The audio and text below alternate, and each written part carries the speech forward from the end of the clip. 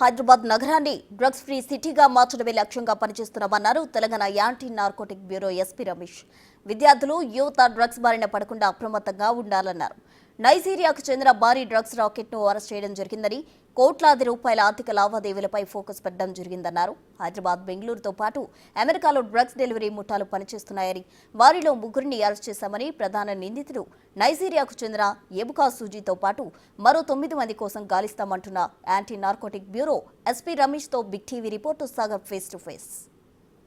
Free city, drugs free Telangana కోసం Telangana anti narcotic bureau పోలీసులు పనిచేస్తున్నారు. అదే లక్ష్యంగా తాజాగా భారీ నైజీరియన్ డ్రగ్స్ రాకెట్ను కూడా పట్టుకున్నట్లు తెలుస్తుంది. ఈ కేసుకు సంబంధించిన మరిన్ని అంశాలు Telangana narcotic bureau SP Rupesh గారిని అడిగి మరిన్ని అంశాలు మనం తెలుసుకుందాం.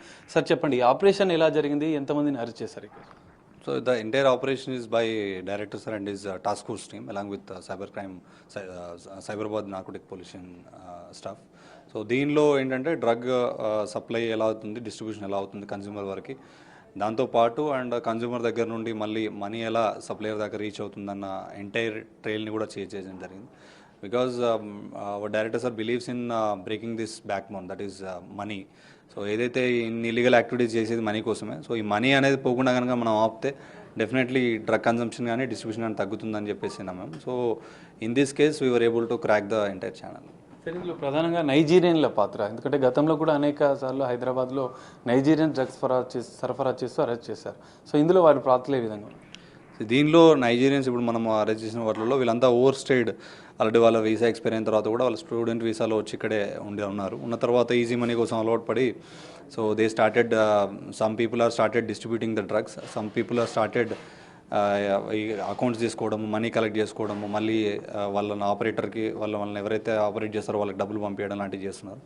సో ఈ కేసులో మనము అందరినీ ప్లస్ దాంతోపాటు నైజీరియన్స్కి హెల్ప్ చేస్తున్న ఇండియన్స్ ఎవరైతే ఉన్నారో, ఎస్పెషల్లీ వెస్ట్రన్ యూనియన్ మనీ ఇలాంటి ఏజెంట్లు అంటే మనీ ఎక్స్చేంజ్ ఏజెంట్స్ ఎవరైతే ఉంటారో వాళ్ళని కూడా అరెస్ట్ చేయడం జరిగింది.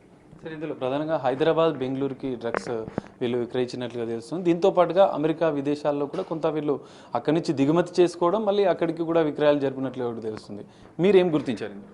సో ఇది that is one part of the investigation. So దానిలో ఏంటంటే ఇక్కడ ఈ డ్రగ్ మనీ, ఇక్కడ అమ్మిన డ్రగ్ మనీని ఎట్లా పంపిస్తున్నారు అనేది ఒకటి. అలాగే వీళ్ళకి ఆల్రెడీ ఇక్కడ కొన్ని ఎస్టాబ్లిష్ ఛానల్స్ కొన్ని ఉన్నాయి, కొంతమంది మిడిల్ మెన్ ఉన్నారు.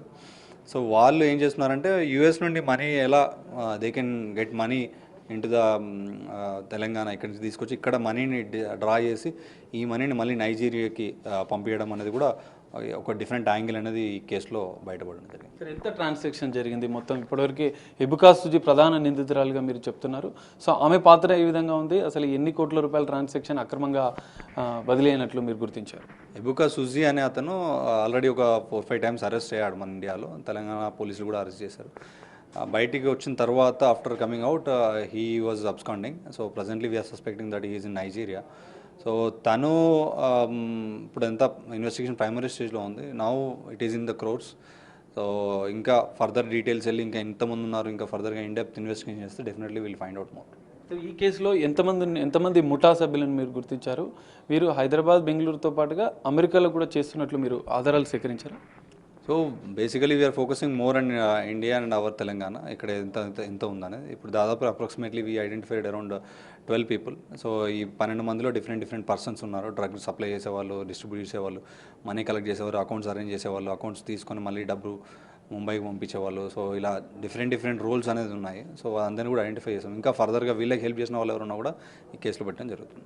Yesterday we arrested 3 people and remaining people also we are sending jail today. Sir, ఫైనల్గా తెలంగాణ అంటే డ్రగ్స్ ఫ్రీ సిటీగా, డ్రగ్స్ ఫ్రీ తెలంగాణ లక్ష్యంగా కూడా పనిచేస్తుంది నార్కోటిక్ బ్యూరో. ఈ సందర్భంగా స్టూడెంట్స్కి, యువతకి మీరు ఇచ్చే మెసేజ్ ఏంటి? ఎప్పుడు కానీ ఏం కాదు కొత్త టెక్నాలజీ వచ్చింది, సోషల్ మీడియా యాప్స్ వాడతాము, ఇంకేదో చేస్తామని చెప్తే అది కాదండి. వీ హ్యావ్ ప్రాపర్ టెక్నాలజీ అంతా ఉంది and we have suspect list కూడా ఉంది. డైరెక్టర్ గారు ప్రాపర్గా దాని మీద సపరేట్ టీమ్ అనేది వర్క్ చేస్తూ ఉంది. సో ఎవరైతే ఈ డ్రగ్ డిస్ట్రిబ్యూషన్లో కానివ్వండి, ఈవెన్ కన్జంప్షన్లో ఉన్నా కూడా డెఫినెట్లీ వాళ్ళందరి మీద కూడా యాక్షన్ తీసుకోవడం జరుగుతుంది. ఏదో మాకు తెలియదు, మేము తెలియకుండా చేస్తాము, ఎవరికి తెలియకుండా చేస్తామంటే కాదు, ఖచ్చితంగా definitely we have the information. And కాలేజెస్లో కూడా lot of awareness programmes is being conduct, చాలా అవేర్నెస్ ప్రోగ్రామ్స్ కండక్ట్ చేస్తున్నాము.